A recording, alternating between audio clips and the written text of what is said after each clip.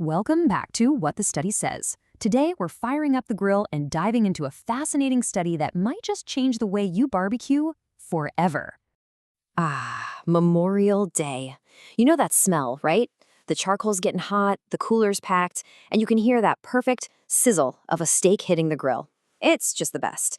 But what if I told you that perfect all-American scene has a potentially toxic little secret? Yeah, I know. It's a jarring question, but it's one we're going to tackle today.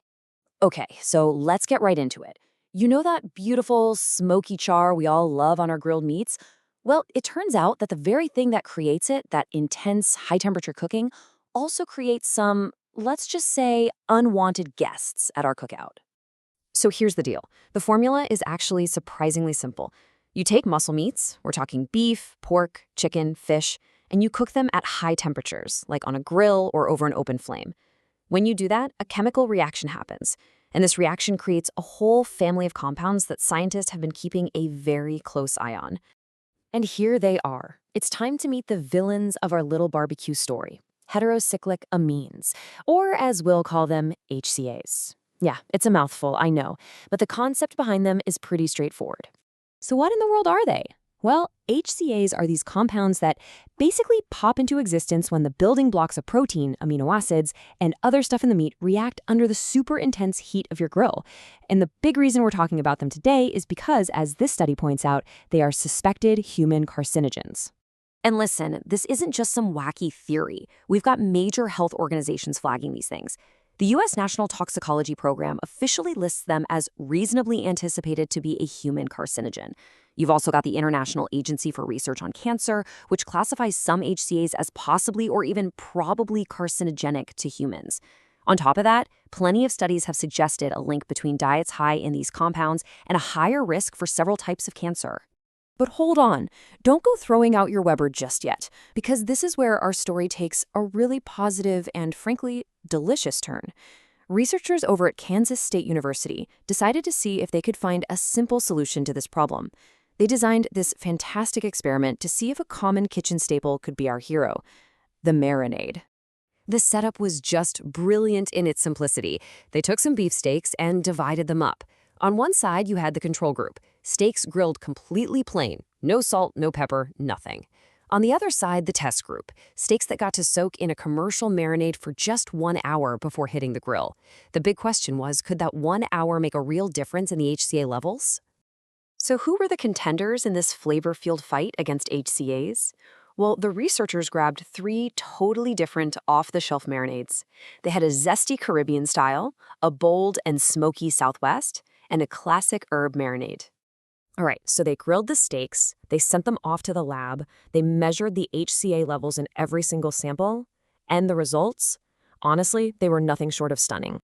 So let's start with the huge headline, and this is a direct quote from the study. All 3 marinades worked.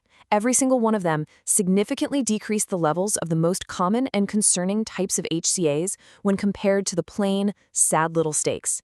Just that alone is fantastic news for anyone who loves to grill. But just how well did they work? I mean, look at these numbers. They're incredible.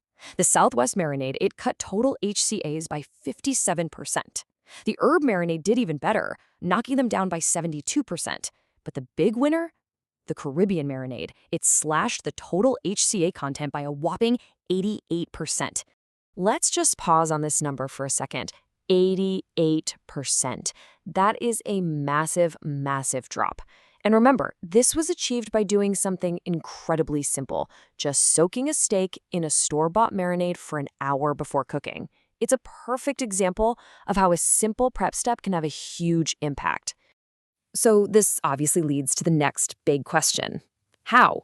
What's going on here? What is the secret ingredient in these marinades that's so incredibly good at fighting off these nasty HCAs?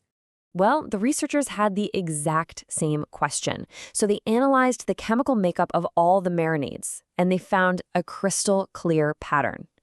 The secret weapon, it turns out, is antioxidants. That Caribbean marinade, the one that worked the best, was absolutely loaded with antioxidants from all the herbs and spices in it.